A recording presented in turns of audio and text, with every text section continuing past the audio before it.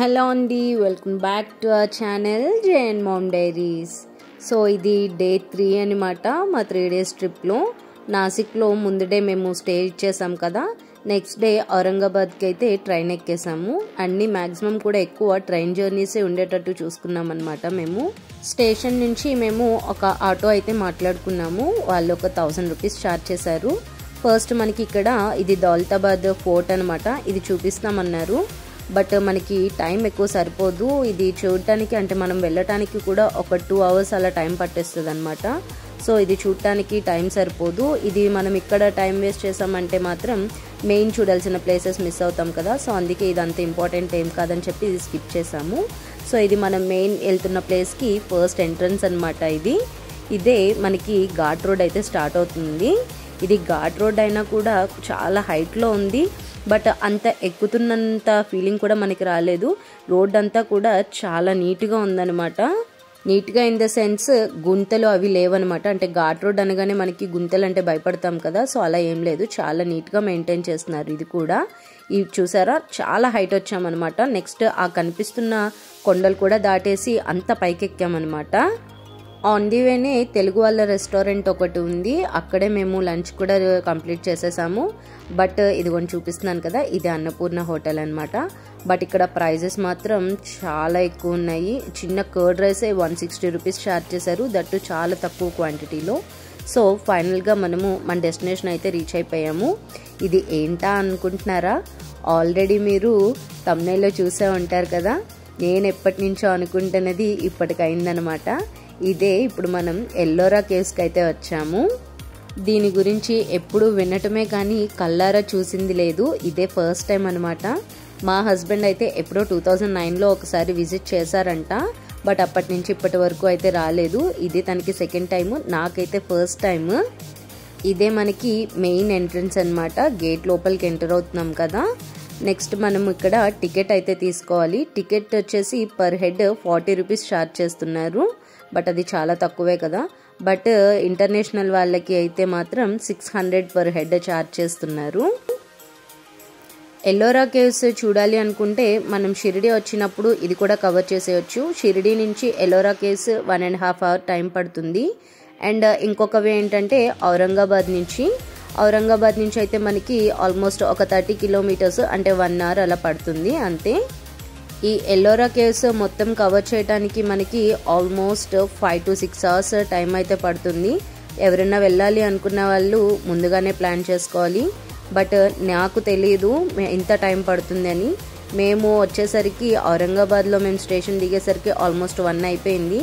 So మాకు అంత time దొరకలేదన్నమాట.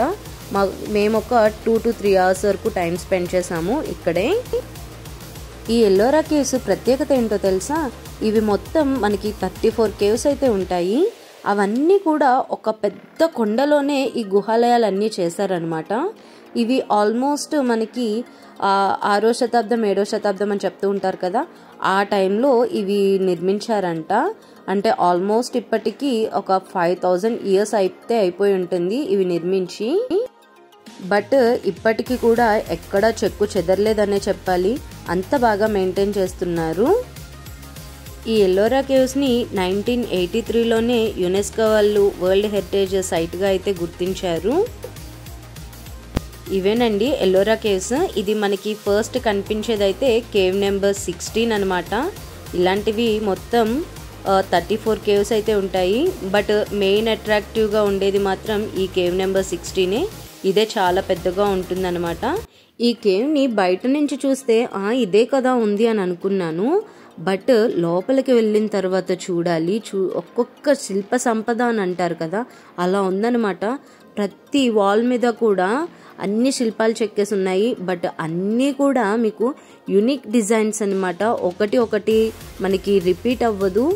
ఇదంతా కూడా లోపలికి వెళ్ళి చూసిన తర్వాతే అర్థమైంది ఎందుకు ఈ ఎల్లోరా కేవ్స్ని ప్రపంచ సంపదగా చెప్పుకుంటున్నారు అని.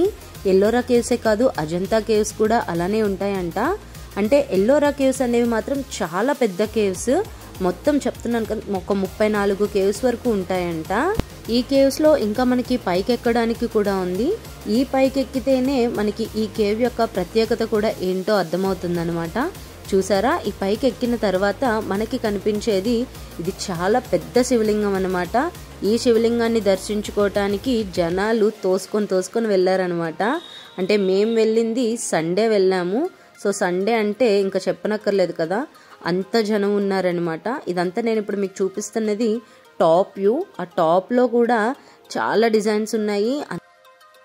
ఇలాంటి ఆర్కిటెక్చర్ ఇవన్నీ కూడా ఇప్పుడున్న టెక్నాలజీలో చాలా ఈజీనే, ఏముందిలే అని అనిపించవచ్చు. కానీ ఆ టైంలో అన్ని సంవత్సరాల వెనుకకు వెళ్తే ఏ టెక్నాలజీ కూడా లేదు. ఓన్లీ వాళ్ళకున్న తెలివితేటలతోనూ వాళ్ళకున్న సమయస్ఫూర్తితో మాత్రమే ఇలాంటి డిజైన్స్ చేయగలుగుతారు. ఇలాంటి ఆర్కిటెక్చర్ ఓన్లీ వాళ్ళ తెలివితేటలతో మాత్రమే చేయగలుగుతారు కదా. అజంతా కేవ్స్ కూడా మనకి వరల్డ్ హెరిటేజ్ సైటే. అండ్ అజంతాకి ఎల్లోరాకి డిఫరెన్స్ ఏంటి అంటే అజంతా మొత్తం కలర్ఫుల్గా ఉంటుందన్నమాట, స్టోన్ అంతా కూడా. అండ్ ఈ ఎల్లోరా కేవ్స్ వచ్చేసరికి మాత్రం మనకు అంతా కూడా బ్లాక్ స్టోన్లోనే కనిపిస్తుంది. మొత్తం అదే కొండనే కదా, మొత్తం ఇదంతా కూడా బ్లాక్గానే కనిపిస్తుంది. అండ్ ఇంకొక డిఫరెన్స్ ఏంటంటే అజంతా కేవ్స్లో అన్నీ కూడా ఇప్పుడు మనం ఏవైతే చిత్రాలు ఇవన్నీ గోడల మీద చెక్కేసి ఉన్నాయో అవన్నీ కూడా బుద్ధిజంకి సంబంధించినవే ఉంటాయంట. బుద్ధిజంకి సంబంధించిన టెంపుల్స్ కానివ్వండి, చిత్రాలు కానివ్వండి, అన్నీ కూడా బుద్ధిజంవే ఉంటాయంట. ఈ ఎల్లోరా కేవ్స్లో మాత్రము 3 రకాల మతాలని కవర్ చేశారంట. ఫస్ట్ మనకి 1 to 12 కేవ్స్ని చూసుకున్నట్లయితే అవి బుద్ధిజంకి సంబంధించి ఉంటాయంట. అండ్ 13 to 29 ఏమో హిందూయిజంకి సంబంధించినవి అంట. అండ్ 30 to 34 కేవ్స్ ఏమో జైనిజంకి సంబంధించి ఉంటాయంట. ఇన్ని కేవ్స్ నేను చెప్పాను కానీ బట్ మేము చూసింది మాత్రం మెయిన్ ఆ కేవ్ నెంబర్ 16 ఒకటే. ఎందుకంటే మాకు ఇంకా మిగిలినవన్నీ చూడటానికి కూడా అంత టైం సరిపోలేదు. బట్ ముందుగానే ప్లాన్ చేసుకొని రండి ఇది మొత్తం ఎక్స్ప్లోర్ చేయాలంటే మాత్రం. నెక్స్ట్ ఇక్కడ మీకు ఎలిఫెంట్స్ ఈ గోపురం మొత్తాన్ని వాటి భుజాల మీద మోస్తున్నట్టు కనిపిస్తున్నాయి కదా, అవి కొన్ని ఇరిగిపోయి కూడా ఉన్నాయి. అవి మనకి కాలం బట్టి ఇరిగిపోయినవి కాదు, ఇవి ఆ కాలంలోనే ఔరంగజేబు హిందూ టెంపుల్స్ అన్నీ కూడా ధ్వంసం చేసేవాళ్ళు కదా, అప్పుడు ఇరిగినవి అంట ఈ ఎలిఫెంట్స్ కూడా. అంతేకాని ఇంకెక్కడా చెక్ అయితే చెదరలేదు ఈ కేవ్స్ మొత్తం కూడా.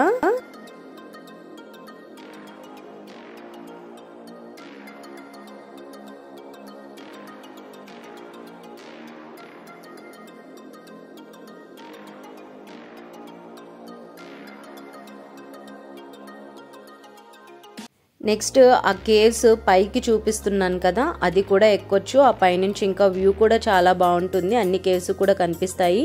బట్ పిల్లలతో ఉన్న వాళ్ళు మాత్రం ఎక్కే సాహసం అయితే చేయకండి. నాకు కూడా బాబున్నాడు కాబట్టి నేనైతే ఆ పైకి వెళ్ళలేదు.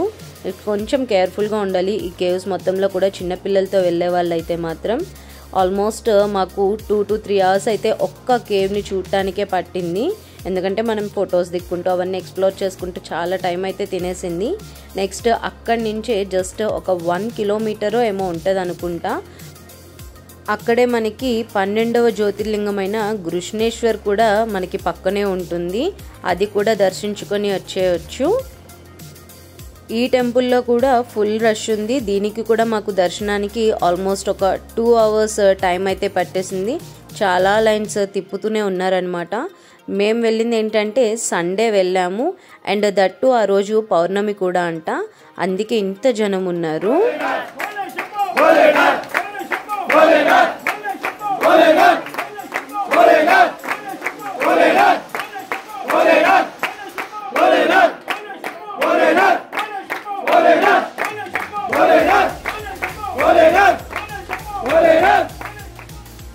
ఇలా ఈశ్వరనామం జపించుకుంటూ అలా మధ్యలో మావాడిని కూడా కొంచెం ఎంటర్టైన్ చేస్తూ లైన్లో ముందుకైతే సాగాము. ఇప్పుడు నేను చూపిస్తున్నాను కదా, ఇదే మనకి మెయిన్ టెంపుల్ గోపురం అన్నమాట. ఇదంతా కూడా చాలా ఎత్తైన గోపురాలు. మన తెలుగు టెంపుల్స్కి నార్త్లో ఉన్న టెంపుల్స్కి ఇవే డిఫరెన్స్ ఉంటుంది ఈ గోపురం డిజైన్స్లోనే. ఇక్కడే చూసారా, మనం లైన్లో నడుస్తూ ఉంటే మనకి మధ్యలో ఇలా స్క్రీన్స్ కూడా వేస్తూ ఉంటారు. దేవుడికి ఎలాగా అభిషేకాలు అవి చేస్తున్నారో మనం చూసుకుంటూ కూడా వెళ్ళొచ్చు. మొత్తానికి ఇలా సడన్గా వేసుకున్న ట్రిప్లో షిరిడి దర్శనంతో పాటు 2 జ్యోతిర్లింగాల దర్శనాలు కూడా కంప్లీట్ చేసుకున్నాము. అలాగే నేను ఎప్పుడూ చూడని ఇలా ఎల్లోరా కేవ్స్ని కూడా కంప్లీట్ చేసుకున్నాము. ఇలా మీరు కూడా ఎవరైనా వెళ్ళాలి అనుకుంటే 3 డేస్ ట్రిప్ అయితే ప్లాన్ చేసుకోండి. ఇలా వెళ్ళి షిరిడి చూసి వచ్చేసాం అన్నట్టు కాకుండా 3 డేస్ కనుక ప్లాన్ చేసుకున్నట్లయితే ఇలా అన్నీ కూడా కవర్ చేయొచ్చు. సో అంతేనండి ఈ వీడియో. నెక్స్ట్ వీడియోలో మళ్ళీ ఇంకొక మంచి కంటెంట్తో మీ ముందుకు వచ్చేస్తాను.